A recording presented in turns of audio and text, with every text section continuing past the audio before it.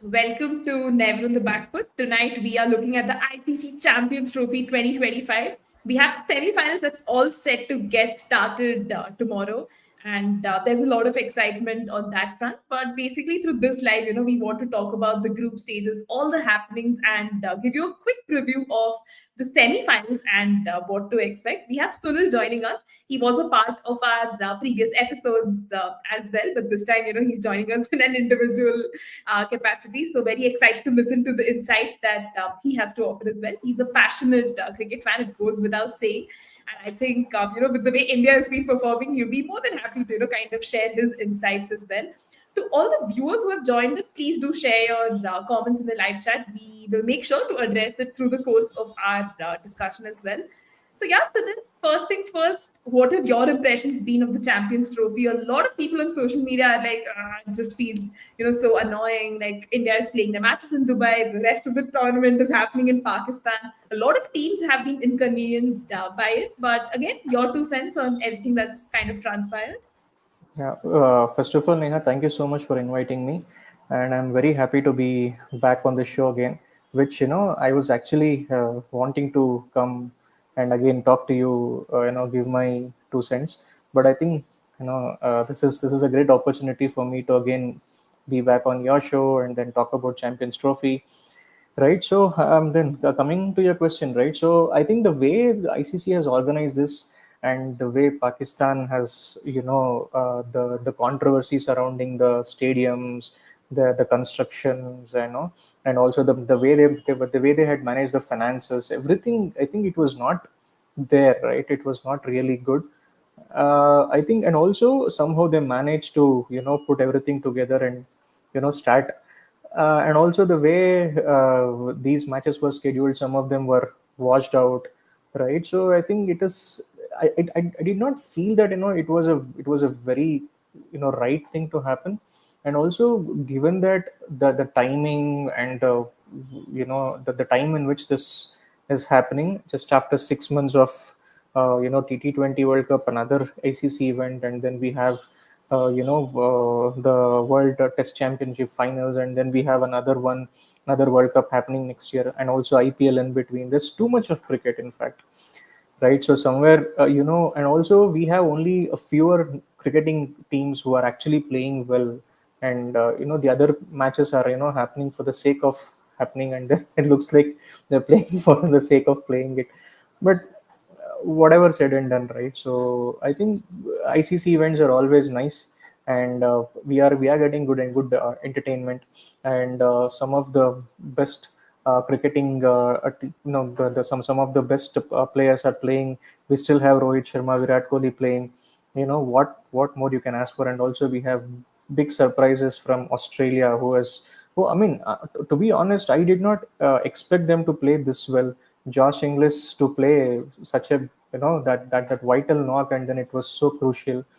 And then with Glenn Phillips as well, right? So the catches that he took, and Rachin Ravindra, Williamson, everybody, and the one surprise element that I thought, did I like what I thought was England could have played better. I did not expect them to, perform this badly. I thought they would be one of the semi-finalists, but it's a game of cricket after all, right? So yeah, this is how these are my viewpoints, Neha. Yeah, I mean, that's a great start, Sunil. You've put a lot of things in perspective, and I'll kind of, dig deep into them through the course of our conversation. But this is something I've been thinking about as well, with regard to the ODI format itself. I mean, India's coming into this Champions Trophy having played the least number of ODIs in comparison to other nations. And other nations too, right, haven't really prioritized ODIs as much as you'd like them in, with the view of the Champions Trophy as well. So, Sunil, your thoughts again on ODIs, as the format, will it stand the test of time? Was ICC, just trying to test the waters and just bring some relevance back to this format with a tournament like this? See, Champions Trophy ideally should have, should have happened like every 4 years, like the way we have 50 over World Cup, right? So the last Champions Trophy happened in 2017, where Pakistan won the game, correct? So and then there was COVID, and due to which I think there were other factors as well, where ICC really could not prioritize Champions Trophy, and finally it has happened.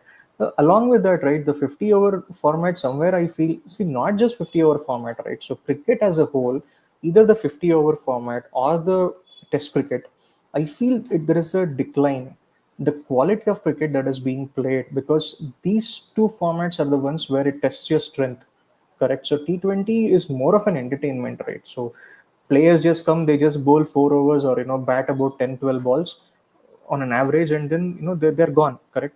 So you get about 3 to 4 hours of entertainment, and that's it.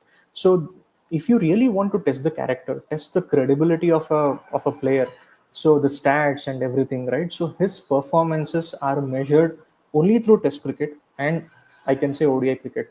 So somewhere, right? So not just the bigger test playing nations like India, Australia, New Zealand, South Africa, or even England, right? So barring 5, 6 countries, the other countries as well, West Indies, in fact, West Indies has so much of potential, yeah, but I don't know, somewhere they are kind of prioritizing these league games. They're prioritizing more towards money than playing cricket.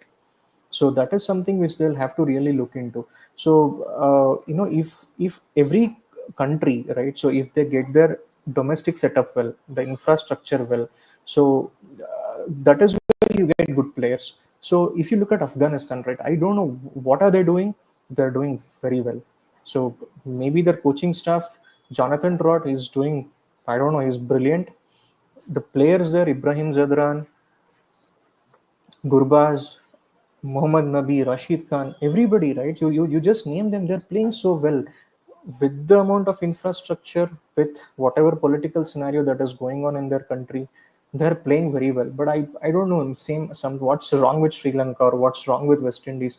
They have so much of potential, but I think they have to, everybody, right? Every cricketing nation, they have to play well, and then so that is how cricket will grow.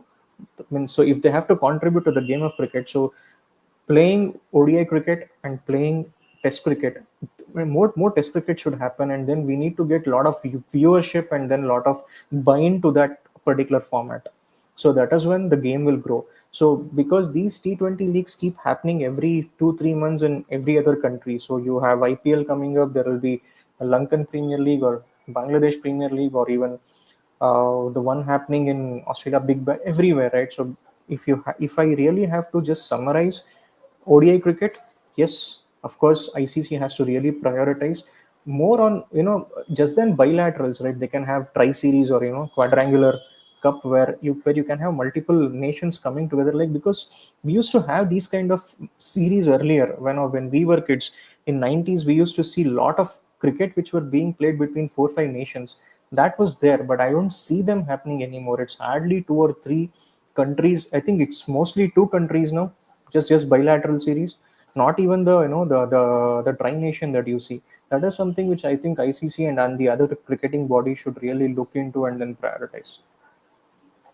Absolutely, because I think for a lot of us, growing up, ODIs have been that sort of a format which has given us entertainment and matches to, remember for a lifetime. So to just, kind of see it fade away is definitely not something we'd like. But let's take a few comments here. Ujjwal goes on to be tongue in cheek. He says, "Is it allowed to bowl 50 overs of spin, lol?" But I'll just quickly add this question to you, Sunil. Like, do you really like? I mean, what have your assessments been, of the surface at Dubai and Pakistan, right? I mean, India clearly kind of acing the strategy of including that extra spinner, which is coming to really aid them. But the teams that were that are playing in Pakistan chose their teams according to those conditions, right? So again, your thoughts on the surfaces and the strategies by the teams to kind of choose the spinners and all of that. Yeah. So Dubai has I think it's always been a slow surface, if I'm not wrong, right? Historically, it's been that way, and then you always want to have an extra bowler, and basically an extra spinner, correct? So that's how, you mean, you'll have to pick your team. So basically, when you have an extra spinner, adding that will add to your advantage. So India has been, I mean, they have been there, right? So they know what needs to be done, because they very well knew that they'll be playing only in Dubai. So and also to add on, right, so we had the luxury of having Varun Chakravarti, who has been doing well, and you had Kuldeep, correct? So and also you have who else who could actually spin, right? There's one more bowler who, I mean, am I missing somebody? I mean, you did mention Varun Chakravarti, Kuldeep, Right. and yeah. Right. So and also I see a balance this time. I mean, another good thing is that, so if you look at the middle order, right, earlier, I think until 2019, right from 2015 to 2019, India was batting heavy. The first three, one to number three, it was dependent on them. You had Shikhar Dhawan, Rohit Sharma, Virat Kohli, right? So the top three were performing brilliantly. The middle order was not even tested. I think now, off late, I think after 2021, the T20 World Cup, where India did not play well in Dubai, where they lost to Pakistan for the first time, Varun Chakravarti was there. He got belted, but then I think he has come back. He has done very well. So that is one thing. And also Pakistan has always been a batting track. I think off late, though very less matches have been played there, it is like a national highway. It's like a road. So people, just they just go and hit. There's a lot of runs that will be scored. So people, I mean, basically the teams who go on, they have to be extra careful, because the countries, or let's say the people, I mean, the nations who know that they'll be playing a semi-final, correct? Let's say Australia, or even England or New Zealand, right? So they have to be a little cautious. So they have there, it's a bit tricky. They have to bring in some seam bowling all rounders, right? And also they should have some spinners.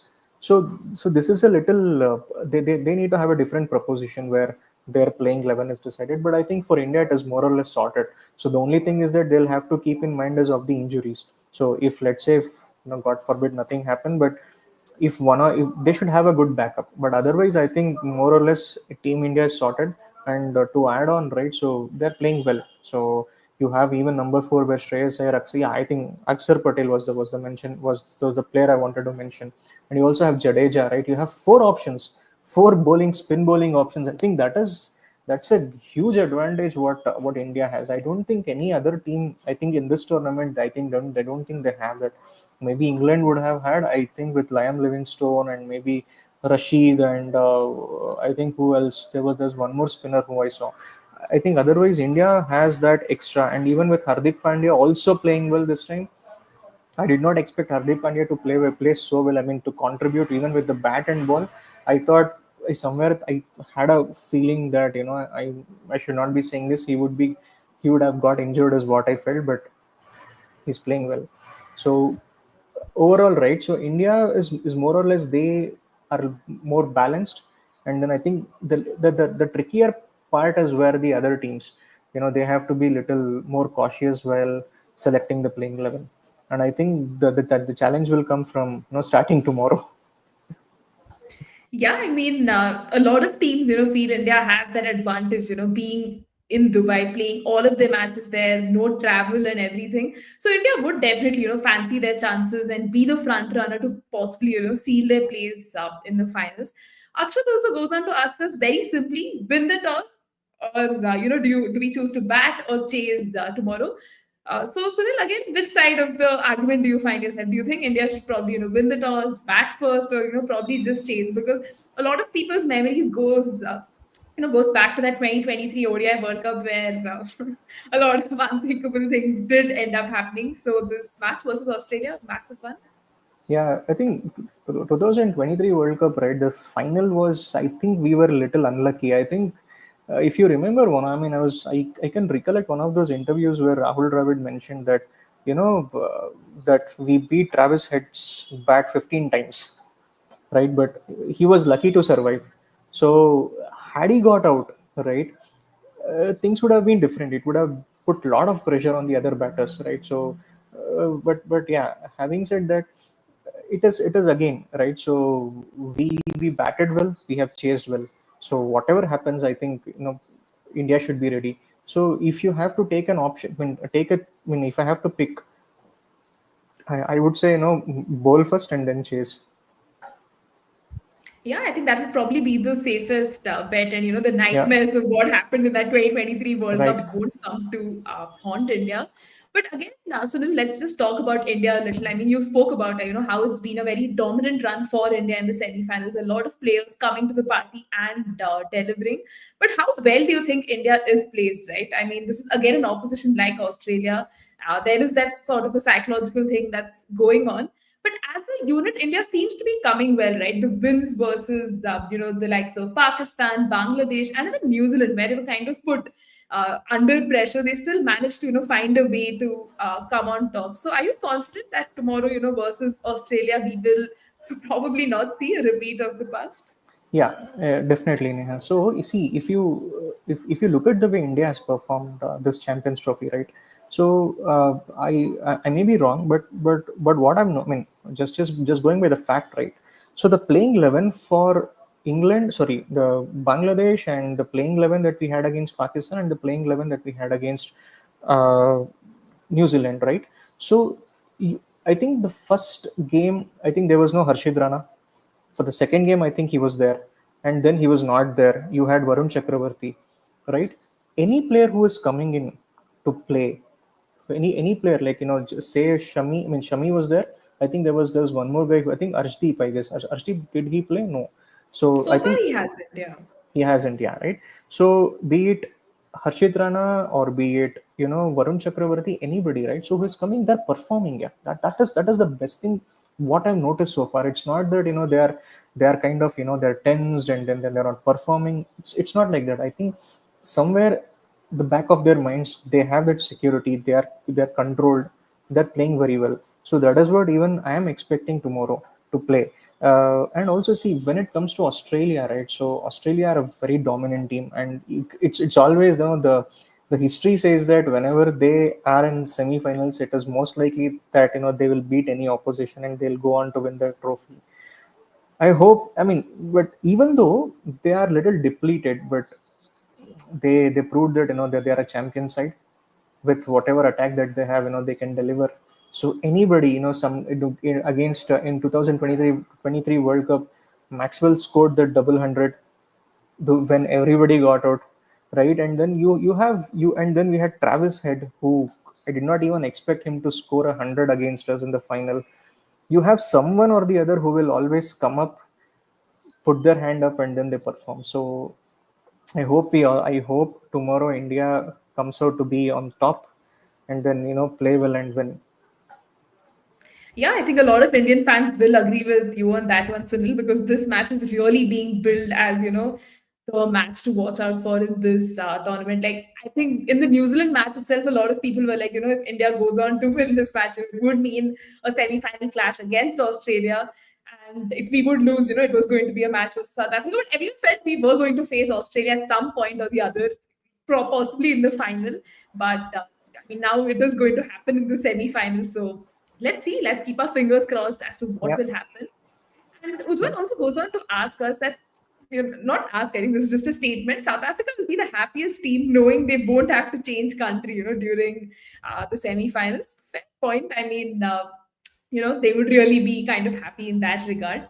right. He also goes on to add that Afghanistan's only drawback from the tournament is to improve their fielding big time to be consistent. I mean, let's talk Right. about Afghanistan for a moment. You did mention, a lot of stars coming to the party, delivering. I mean, defeating England was possibly the best thing that could happen, to their cricket as well. But unfortunately, they couldn't really qualify to the semi-finals. So yeah, Sunil, again, your thoughts on how Afghanistan has kind of progressed and possibly this fielding is the only thing that's ailing them a little. Yeah, exactly. I think Ujjwal rightly pointed out that I think the fielding is the only place where they'll have to improve. They have a very good bowling unit, and also the players, right? So they're all very young. I think more or less the average age is about 25, 26, right? So mid 20s. So I think Jonathan Trott, if I'm not wrong, I think it was Dale Steyn who made a statement saying that Afghanistan has the potential to win an ICC tournament in the next decade. So maybe 2027 World Cup, you never know. So they are there. I think they're just couple of things here and there. I think they are a top notch side again. So I mean, as a nation, right? So whatever that the nation has gone through, again, I'm reiterating the same fact that as a nation, whatever they have seen, and also the amount of facilities that they have, because they can't play their home games, right? So I think Lucknow is is their home venue. I think that is what was shown in the papers. That is what was out in the papers, that Ekana Stadium, Lucknow will be their home ground. So they'll be practicing in India. So they do not have a facility of their own. So with all of these constraints, right, as a nation that they have progressed, right? So that is incredible. So these are the success stories. So I think every other country who has performed well in the past, like Sri Lanka, West Indies, right, and even the other countries like Zimbabwe and whatever the other associate nations, right, they can take a cue out of Afghanistan and then take a reference, and then they can also do well. So that is the biggest plus that I see, and their hunger to play cricket, hunger to perform. I think that is the best thing, what stands out for me. Any player, even I think, even see, I mean, if you take a look, right, Neha, I think the three games that they have played, if you take a look at top five, right, each, everybody has contributed. Top five, if you look at number one to number five in their batting order, they have played really well. The bowling has come up, it is there. So they have been performing. That I think Ujjwal rightly pointed out. The fielding is the only concern. I think if they're able to improve, they'll be there. Yeah, I mean, credits to Afghanistan, man. In spite of all the hardships and all the political turmoil that's going on in their country, the way women are being treated, I think just looking at them as an entity and their own team, I think they have a lot to be proud of. Here's hoping, they continue developing and growing in, men's cricket at least. But let's talk about the team that was kind of, given the knockout punch thanks to Afghanistan. That's England, right? I mean, Ujjwal's comment again goes on to say, why didn't England, just play their whole test team? They're so proud about their positive approach in that format. I think the batsman format, right, Sunil, this is something that has definitely come under the scanner. A lot of people feel like, what's up with this philosophy now? Brendan McCullum takes over, full time as their coach, and you see a very, I don't know, like an interesting strategy. They announced they're playing 11 like a day before, and it just seemed like such a confident unit, but end up faltering in key moments, right? And the Yeah. losses and the kind of performance they put up in the Champions Trophy was just unacceptable on all levels. So again, your thoughts on England and what clearly isn't working out for them? See, the problem with England is that I think the way they're playing cricket. So everybody, right from the top order, right, so number one until number eight or number nine, they're just going to hit. They're just trying to hit the ball, and then they want the strike rate to be 200. This is not a T20 game, correct?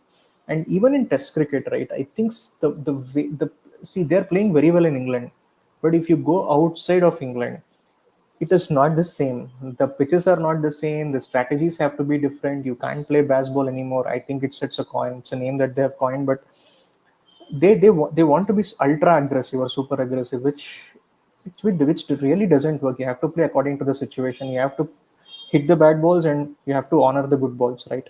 So that's how you need to play cricket. So, but I think their approach have to be changed.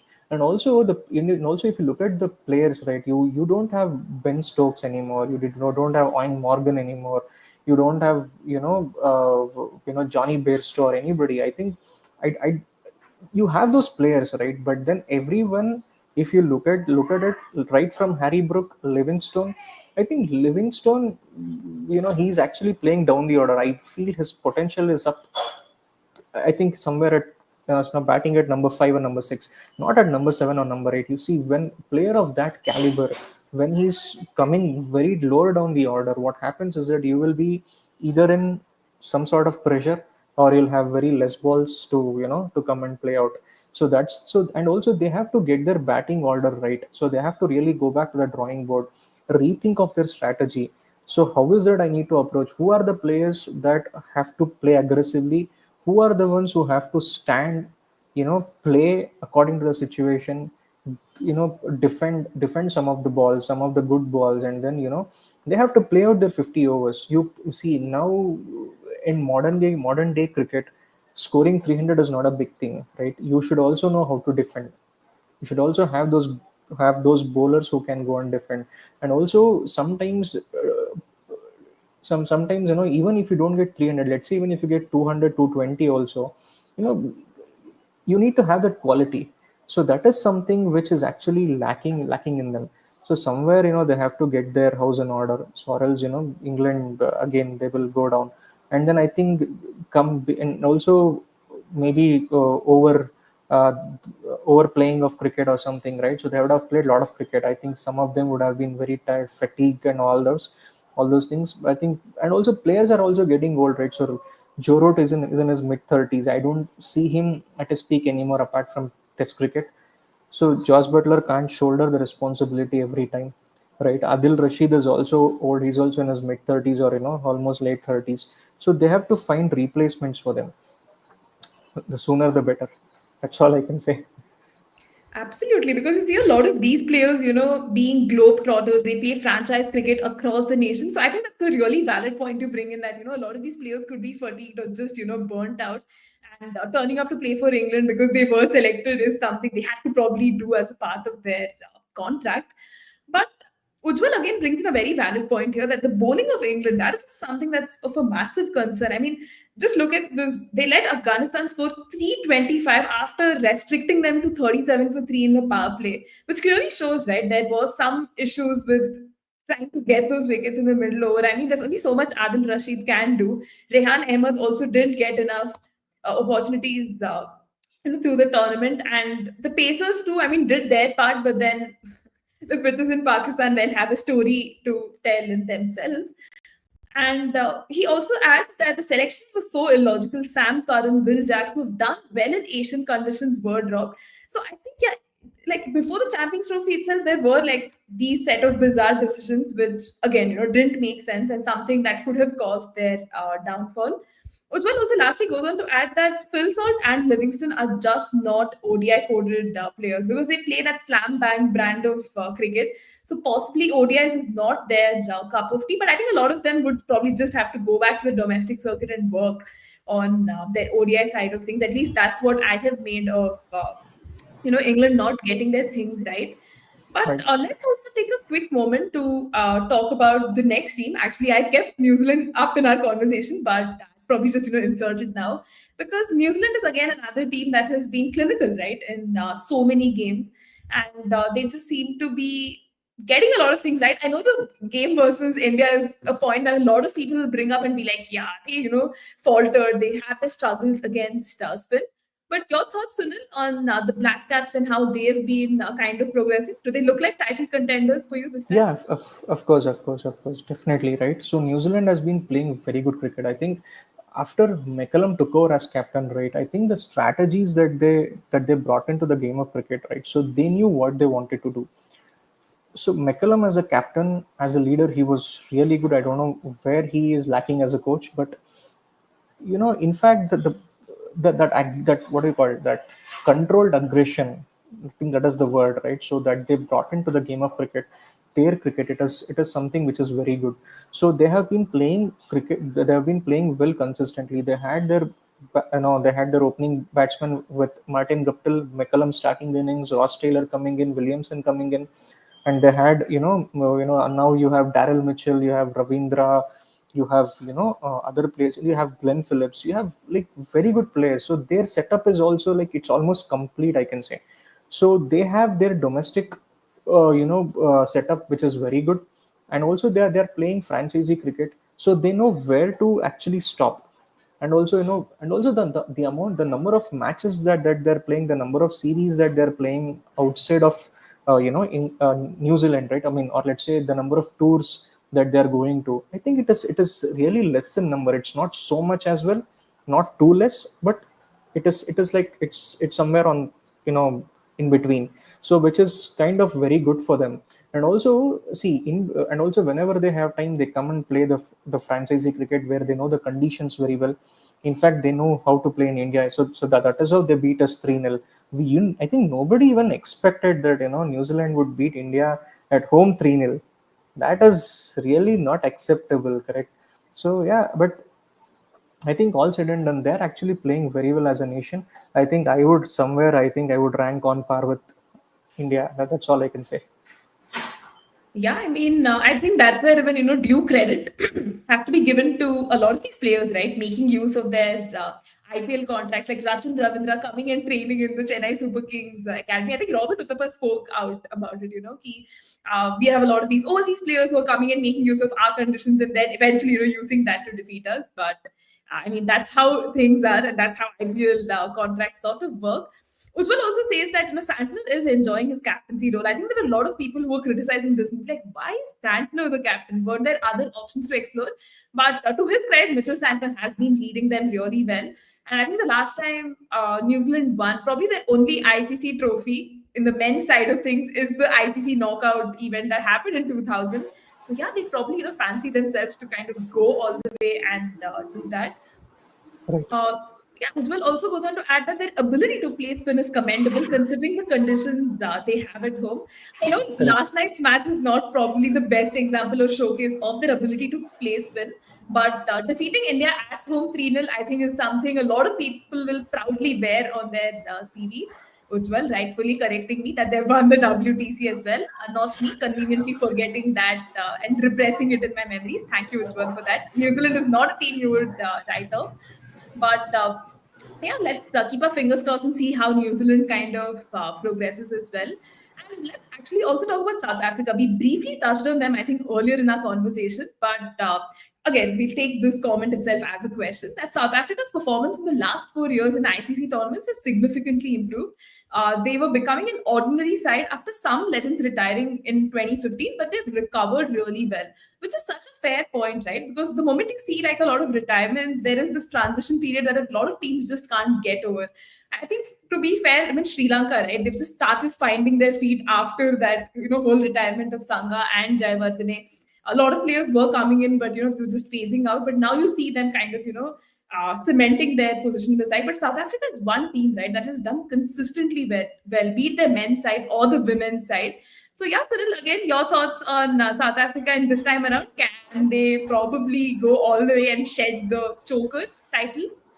Yeah, I hope they do that as well. So, see, South Africa, they have, I mean, off late, right? So I think after 2015 World Cup, I think that was a very disappointing. The way they ended the tournament was really heartbreaking, right? So I mean, I did not expect that they would lose against New Zealand in 2015, right? So, but then after that, the way they recovered, I think AB played maybe another year or so. I think after 2000, I think 2016 World Cup he played, and then he retired. It was an abrupt retirement that he gave. So that was not basically digested by many cricketing fans, like like you, me, everyone else. So and then after that, right? So I think there was a decline because they did not have those players to come in and fill AB shoes or anybody, right? And somehow they were able to find players like Henrik Klassen, Van der Dusen, right? David Miller is actually coming off very well, and also they found a gem in Rabada. They found a gem in Keshav Maharaj and other players, because even if you look at the bowling department, right? I think they're the best bowlers that they had, Markel, Steyn, and Philander.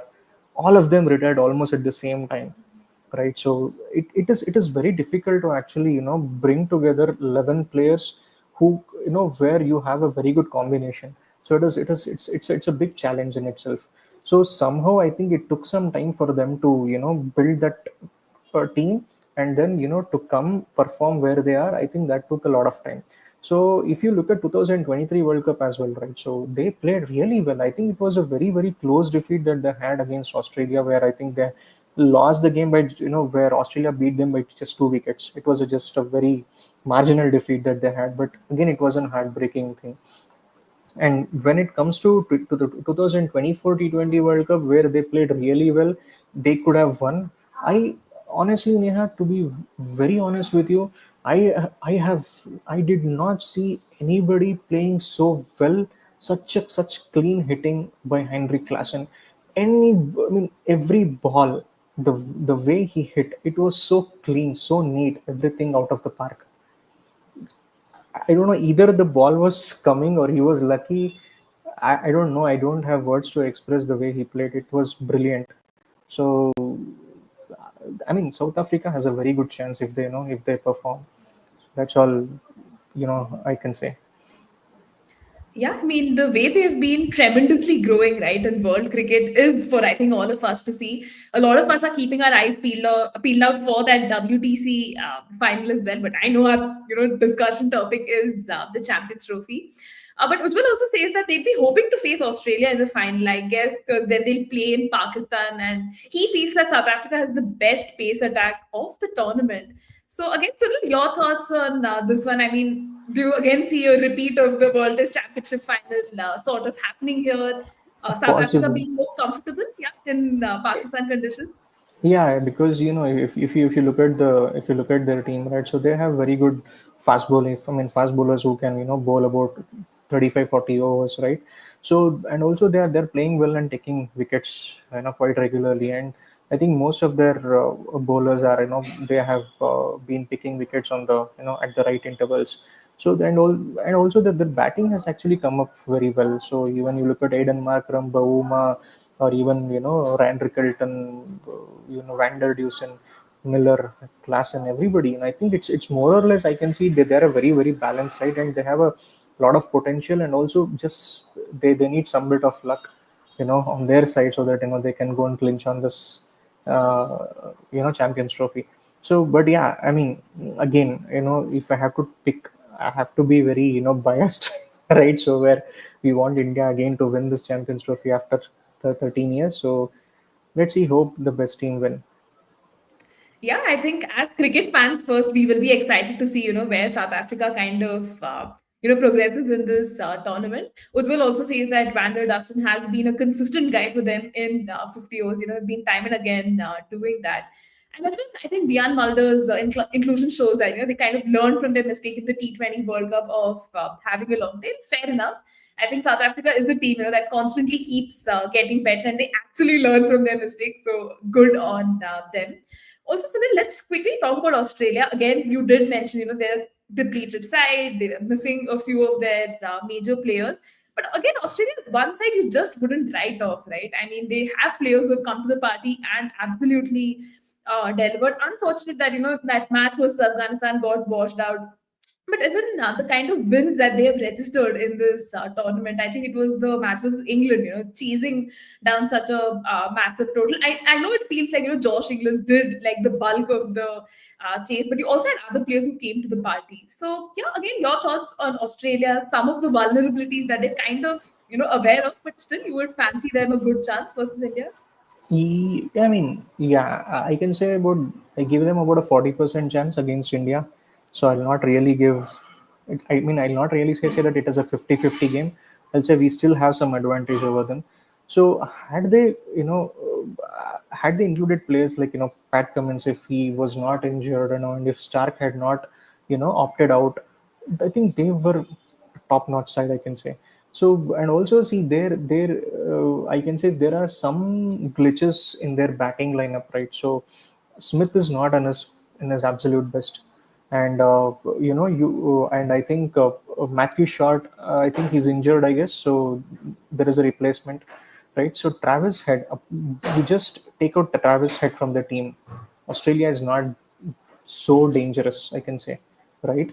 So somewhere I still favor some amount of chance to India, but definitely in ICC tournaments when they have progressed so far and when they have won so convincingly, you can't write Australia off at any point in time. So I mean, say Travis, beat Travis Head or beat anybody, right? Somebody would actually come. You just have to take their wickets, bowl well, and then we have to win the game. You have to be at your. I mean, so they'll challenge you. They'll fight tooth and nail. So that's all I can say about Australia. They have been Yeah, I doing mean, that consistently, and even with their second string side, right? So they know how to win games. That's the best thing about Australia. yeah, and I think Ujjwal also goes on to say that the fact that Australia is actually playing, their second string pace attack, it can be a blessing in disguise for India because they're, kind of used to playing this trio now, so they wouldn't really have complained so much. So probably advantage India in that regard. And he also says that it'll probably come down to the pitch only. If it's spinning like yesterday, then there's possibly no chance for Australia because they will struggle against the quality of Indian spinners. All in all, I think we are in for an exciting contest. And as you know, we have been reiterating, we will never write off Australia because we know the kind of, I don't know, some sorcery they do in ICC tournaments that we would probably never. We will always give them a chance. But I think so far we've spoken about all the teams, but let's talk about the host nation, Pakistan, right? I mean, this Champions Trophy is a very forgettable chapter in their cricketing history. I would literally go as far as telling that because they were so excited to host the tournament. There's so many expectations, defending champions. And the defending champions are knocked out in what, 5 days of the tournament. I know a lot of Indian fans were laughing They about it. couldn't They were defend having, the championship. That's the word. yeah, forget about defending the championship. They couldn't even make it They to the couldn't. knockouts. No, forget about defending champions, right? So they couldn't defend the championship. That's the. So it was really sad. I mean, a lot of Indian fans, kind of made fun of it. A lot of memes and trolls and everything happening. But Sunil, if you had to kind of problematize the issue, like what exactly happened, like what were the factors that was just not working out well for them? Pakistan has this trend of changing coaches left, right, and center when things don't go their way. But your prognosis of the issue? So I mean, I should not be so harsh on a team like Pakistan, but everything is wrong with them. Not just one department, right? So their batting, their bowling, their fielding, even the way they handle themselves is also not there, Neha. That's all I can say. So you see, I mean, right? Okay, say from 2017 they had a very good tournament, so they won the Champions Trophy. They knew that, and also they had very good players in Shoaib Malik, Mohammad Hafiz, Fakhar Zaman. I think it was his first ICC tournament. He was playing well. They had very good bowling attack, right? Sorry, so Pakistan bowling attack has been always there. No, it's always top notch. But I think after 2021 World Cup, I think they took it very lightly, I can say, and also other cricketing nations somehow understood the way they used to play against Shaheen Afridi. I think he's the only one bowler who used to regularly take wickets at the top. So, but otherwise, I do not really see anybody who can they couldn't find any other replacement for Shaheen Afridi, or they do not have any other bowler who can support Shaheen Afridi and take wickets. That's the main thing, right? And also when you look at their batting, right, Rizwan, I think that their batting order itself has to it has to completely revamp. That's all. I feel Rizwan is not a opener. Even I don't know why Babar Azam is opening. I think is a very good middle order player, right? I don't see him open the innings, and this is not a T20 as well. And also the strike rate that Babar Azam has, or Rizwan has, it's all I think they are trying to play Test cricket when they're playing ODI cricket.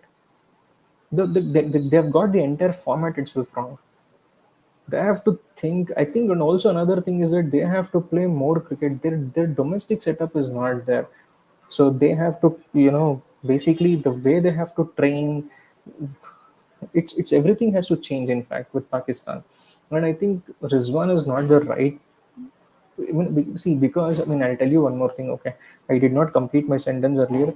See, Rizwan became a captain. He was a default choice. He was not made captain because he had that abilities. He was a vice captain. Babar Azam stepped down. He was made the captain. That's all it is. And also they couldn't find any other player who can now back up Rizwan, right? And nor they have been able to find another Babar Azam, nor they're able to find another Wasim Akram, nor they're able to find another Shoaib Akhtar or Saklain Mustaq or anybody. So somewhere they have to get everything right with them. Only then they'll be able to play competitively. Or now that they're also not playing IPL, they're barred from playing IPL. So they have to play good cricket, so that cricket in their country grows. Not just you just play T20 cricket, just bowl 4 overs. See, they're a very good T20 side. They're a very competitive T20 side, right? But then if you look at that is where I said initially, right? You asked me that question. So what is the future of World Cup? Sorry, tier 50 overs. So for countries like Pakistan, or for countries like England, for countries like Sri Lanka, playing a lot of domestic cricket or franchise, sorry, a lot of franchisee cricket or even club cricket for that matter, playing 20 overs, you will not find quality players. Only when you play 50 overs regularly, only when you play 50, sorry, test cricket regularly, when you're playing well, when you're competing hard, when you're training hard, that is when you find, the real players or players of the credibility of Virat Kohli, Rohit Sharma, and others. Or else it is cricket in their nation is dying. People who wants to, kids who wants to go out, hold a bat and ball, they don't come out, right? If this is what they're, why did we all pick up the bat, right? So because we had Sachin Tendulkar, we had Rahul Dravid, right? So they were the idols for us. You had Javadu Srinath, Anil Kumble. These were the bowlers whom we grew up watching.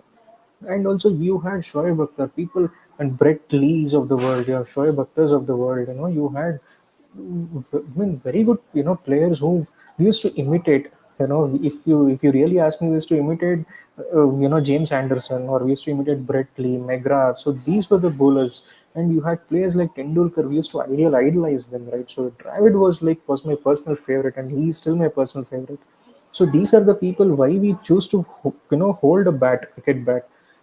The current lot of players, they are playing because they had Inzamams of the world, or Javed Miandad or Wasim Akram, those Wakar Yunus. But then if anybody has to come play, they have to idolize these players. Yeah. Yeah, I mean, it would be really sad if the cricketing culture in Pakistan just dies, because of this really torrid time that they are going through. Ujjwal says, guys like Shadab Khan and Kamran Ghulam, right, who have performed well are made to sit out, and guys like Power and Rizwan are, being given opportunities. But I think I kind of agree with you, Sunil, here that probably they need to, reject that batting order. It's not that they are bad players, but they're just being put in the wrong entry points, which is certainly being detrimental to their prospects and not helping the cause. Uzmal also says that they've been playing in Dubai for the last 12 odd years. They kind of knew the conditions, yet they didn't pick someone like a Sajid Khan. Again, fair point. You would have expected a little more foresight, with respect to picking the right kind of players. Ujjwal also says that I've lost any respect for Pakistan Pacers after watching USA bash them last year. I think this is a reference to the T20 World Cup that happened there, which was, I think, a very disappointing show. Even as an Indian fan, I think you would agree that this is not the kind of Pakistan that we kind of, grew up competing with. Even just look at this India-Pakistan match, right? Again, the way the broadcasters and everyone were, kind of billing this match as like the next big thing, India-Pakistan, squaring off against each other. The match was a very dull affair. Like India absolutely clinically outplayed Pakistan, leaving like literally nothing for them, and it meant Pakistan was out of the tournament. They'd already registered such a massive loss to New Zealand to start off with. So yeah, I mean, I hope Pakistan can figure things out and come back stronger. And this is just a forgotten chapter in their otherwise very illustrious history. But yeah, Sunil, I think we'll also talk about Bangladesh because we've spoken about almost all teams, and Bangladesh again, right? I think for me, the top moment in this tournament for them was the match versus India, where they lost so many wickets. Yet you had, some of those partnerships coming through, which really, kind of paved the way for some sort of a fight back. But again, collectively as a unit, do you think something was missing for Bangladesh, where they did show some potential but just couldn't capitalize on that? Yeah, I think more or less Bangladesh has the same problem as Pakistan, right? So they have changed their coaches multiple times, and their captains have changed, and the players who play ODIs and the players who play Test T20 or Test, they're not there, right? And another, see, the problem that I see with Bangladesh is, I think it's again some political, and again, they want to, again rework on their domestic setup, have good domestic models. They have to work out on their high performance coaches, and then the players who come up, all those things they have to again. So it is more or less like a Pakistan, that's all I can say.